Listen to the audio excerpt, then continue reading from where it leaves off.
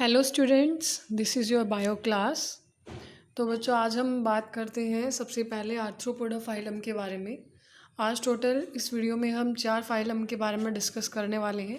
Phylum Arthropoda, phylum Mollusca, phylum Echinodermata and phylum Hemichordata. तो चलिए सबसे पहले बात करते हैं फाइलम आर्थ्रोपोडा के बारे में।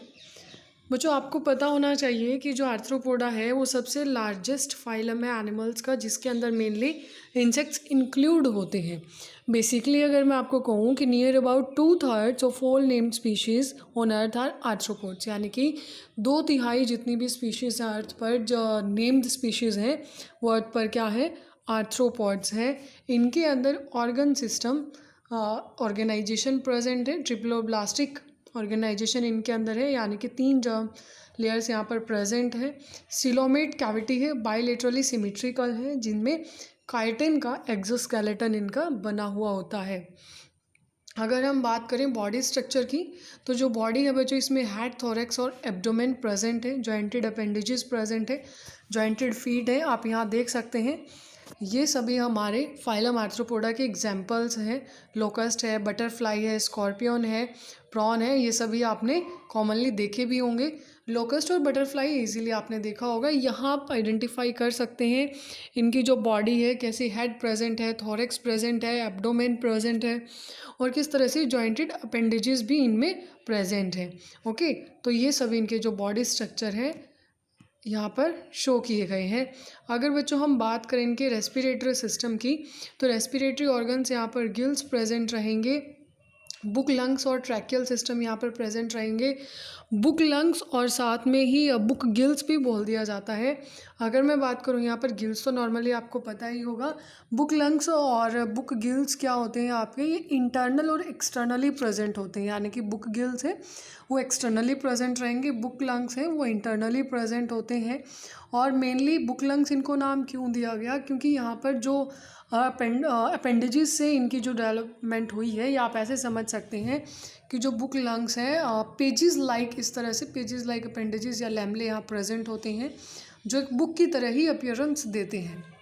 ओके, मेनली इनका फंक्शन होता है एटमॉस्फेयर से गैसेस एक्सचेंज का ही, और साथ में ट्रैकियल सिस्टम भी प्रेजेंट होता है अगर बहुत ज़्यादा स्मॉल साइज्ड एनिमल्स हैं उनके अंदर। और सर्कुलेटरी सिस्टम कैसा है, ओपन टाइप है यहाँ पर, तो ये इम्पॉर्टेंट था। अगर हम बात करें एक्सक्रीशन की, तो बच्चे एक्सक्रीशन माल्फिजियन ट्यूब्यूल्स के थ्रू होता है। ये बहुत इंपॉर्टेंट है कि आर्थ्रोपॉड्स में एक्सक्रीशन कैसे होता है, by Malpighian tubules. Sense organs इनमें एंटीना और आइज प्रेजेंट होते हैं सेंसिंग के लिए, ये भी इंपॉर्टेंट है, एंटीना के थ्रू ये सेंसिंग करते हैं। फर्टिलाइजेशन इंटरनल होता है और मोस्टली ओवीपैरस होता है। अगर हम बात करें एग्जाम्पल की, तो इकोनॉमिकली इंपॉर्टेंट एग्जाम्पल्स हैं हमारे Apis, honey bee, Bombyx silkworm, ये आपने सुना भी होगा इससे पहले नाम, बॉम्बिक्स सिल्कवॉर्म, ये हमारे इकोनॉमिकली इंपॉर्टेंट है। और वेक्टर्स की अगर मैं बात करूँ, तो एनाफ्लीज, एडीज, क्यूलिक्स, मॉस्किटो, ये सभी वेक्टर्स हैं यहाँ पर, जो क्या करते हैं, एक तरह से वेक्टर्स आप समझते हैं, मतलब जो कैरियर का काम करेंगे वन टू अनदर। तो यानी कि एनाफ्लीज है, एडीज है, आपने सुना भी होगा, ये कुछ मॉस्किटोज़ हैं जो बीमारियाँ फैलाते हैं। तो मेनली किसका काम करते हैं, वेक्टर्स का ये काम करते हैं। ये हमारे आर्थ्रोपोडा फाइलम के एग्जाम्पल्स हैं। अगर मैं बात करूँ, इनके अंदर एक लिविंग फॉसिल भी प्रेजेंट होता है स्टूडेंट्स, जिसे लाइमुलस या किंग क्रैब भी कहा जाता है।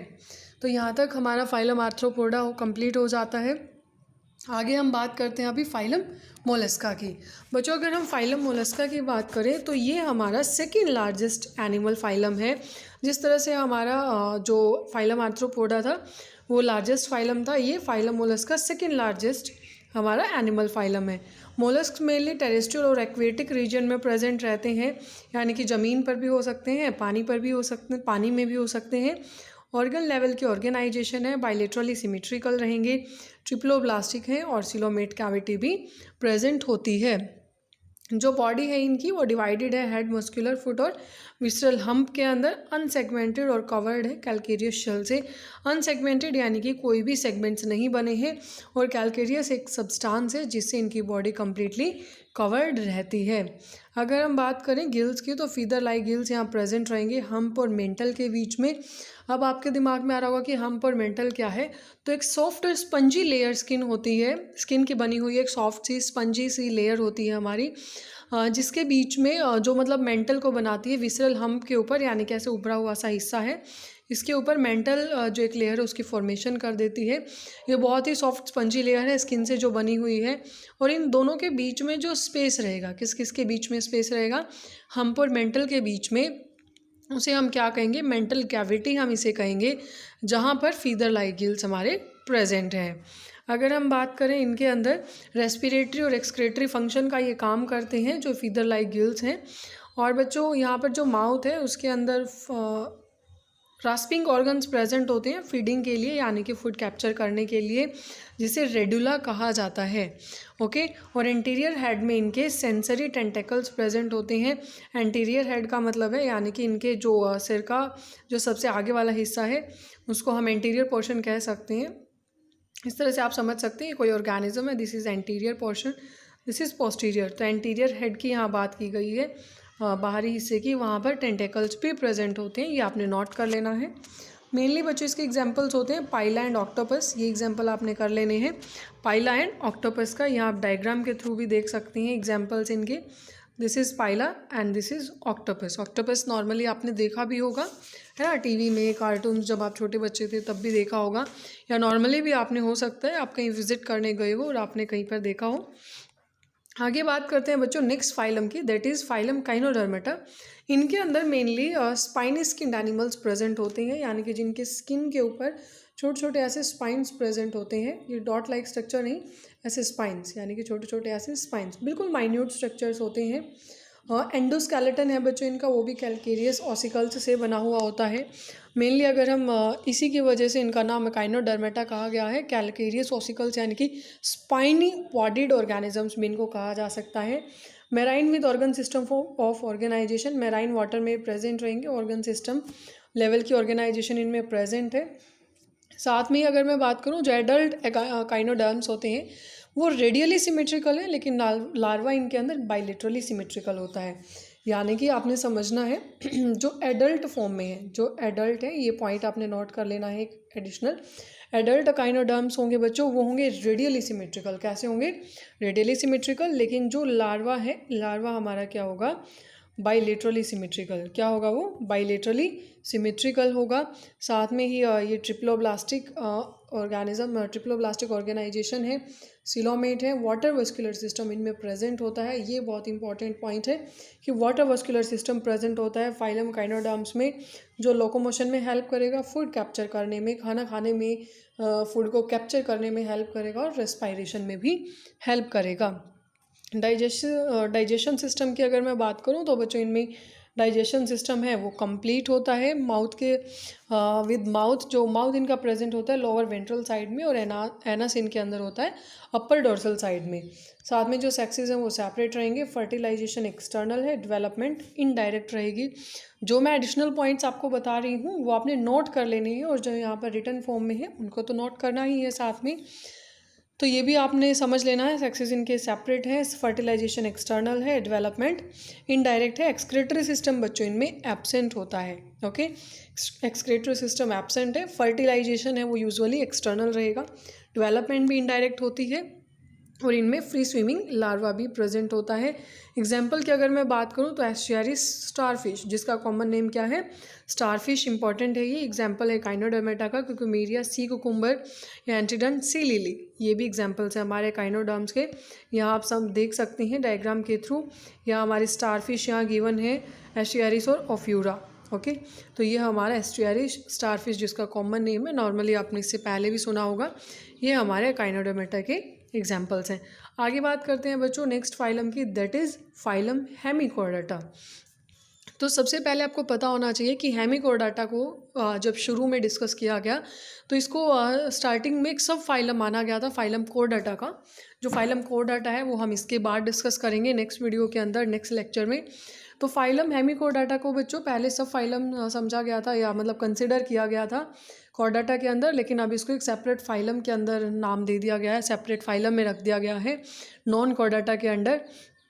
इसके अंदर बच्चों मेनली आपने क्या समझना है, इसके अंदर वोम लाइक ऑर्गेनिजम्स प्रेजेंट होते हैं, मेराइन एनिमल्स। ओके, मोस्टली कैसे हैं, वोम लाइक मेराइन एनिमल्स हैं।